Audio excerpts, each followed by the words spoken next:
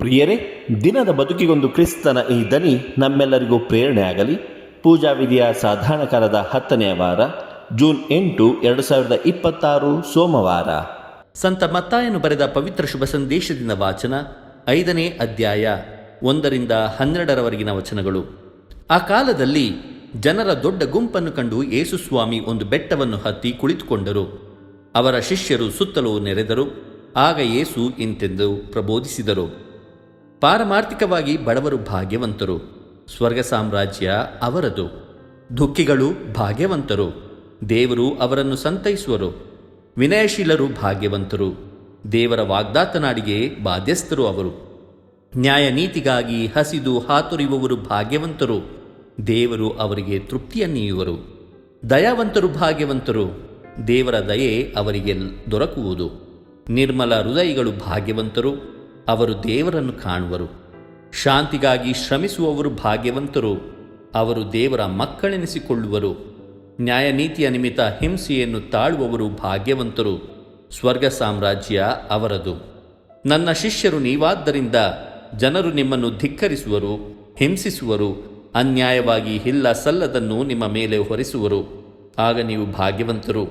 ಅದಕ್ಕಾಗಿ ಹರ್ಷಿಸಿ ಆನಂದಪಡಿ, ಏಕೆಂದರೆ ಸ್ವರ್ಗದಲ್ಲಿ ನಿಮಗೆ ಸಿಗುವ ಪ್ರತಿಫಲ ಹಿರಿದು.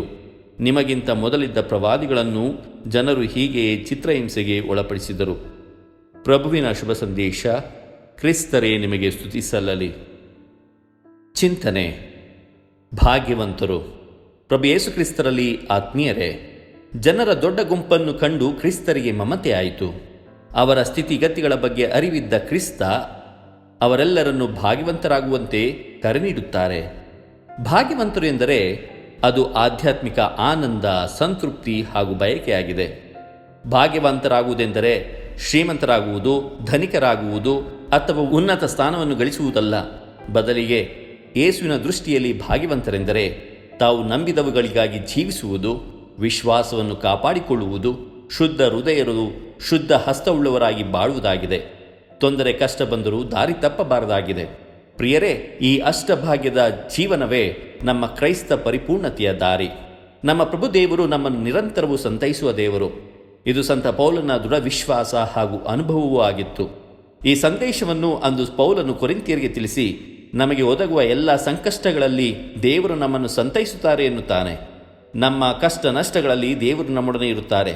ಈ ಸತ್ಯವನ್ನು ಇಂದಿನ ಶುಭ ಸಂದೇಶದಲ್ಲಿ ಪ್ರಭು ಯೇಸು ದೃಢಪಡಿಸುತ್ತಾರೆ. ಜೀವನದಲ್ಲಿ ನ್ಯಾಯ ನೀತಿಗಾಗಿ ಹೋರಾಡುವಾಗ, ಶಾಂತಿಗಾಗಿ ಶ್ರಮಿಸಿದಾಗ, ಹಿಂಸೆ, ಧಿಕ್ಕಾರ, ನೋವು, ಸಂಕಟಗಳು ತಲೆದೋರಿದಾಗ ಧೃತಿಗೆಡದೆ ನಮ್ಮೊಂದಿಗೆ ಸಂತೈಸಲು ದೇವರಿದ್ದಾರೆ ಎಂದು ವಿಶ್ವಾಸಿಸುತ್ತಾ ಮುನ್ನಡೆದರೆ ಸ್ವರ್ಗದ ದ್ವಾರ ತೆರೆದುಕೊಳ್ಳುತ್ತದೆ. ಆಗ ಆತ್ಮಾನಂದ ಉಂಟಾಗಿ ಮಾನವರು, ಅದರಲ್ಲೂ ಕ್ರೈಸ್ತರು ಪರಿಪೂರ್ಣತೆಯನ್ನು ಹೊಂದಲು ಸಾಧ್ಯ. ದೇವರು ನಮ್ಮೆಲ್ಲರನ್ನು ಆಶೀರ್ವದಿಸಲಿ. ಇದು ಧ್ವನಿ ಮಾಧ್ಯಮ ಮನೆಯ ಕೊಡುಗೆ. ಧ್ವನಿ ವಂದನೆಯ ಸ್ವಾಮಿ ಶಾಂತಕುಮಾರ್ ಜೆ, ಬೆಂಗಳೂರು ಮಹಾಧರ್ಮ ಕ್ಷೇತ್ರ. ಪ್ರಿಯರೇ, ಈ ಚಾನೆಲ್ ಅನ್ನು ಸಬ್ಸ್ಕ್ರೈಬ್ ಮಾಡಿ ಪ್ರತಿದಿನ ದೇವರ ವಾಕ್ಯವನ್ನು ಆಲಿಸುತ್ತಾ ಅದನ್ನು ಇತರರೊಂದಿಗೆ ಹಂಚಿಕೊಳ್ಳಲು ನಮಗೆ ನೆರವಾಗಿರಿ. ಧನ್ಯವಾದಗಳು.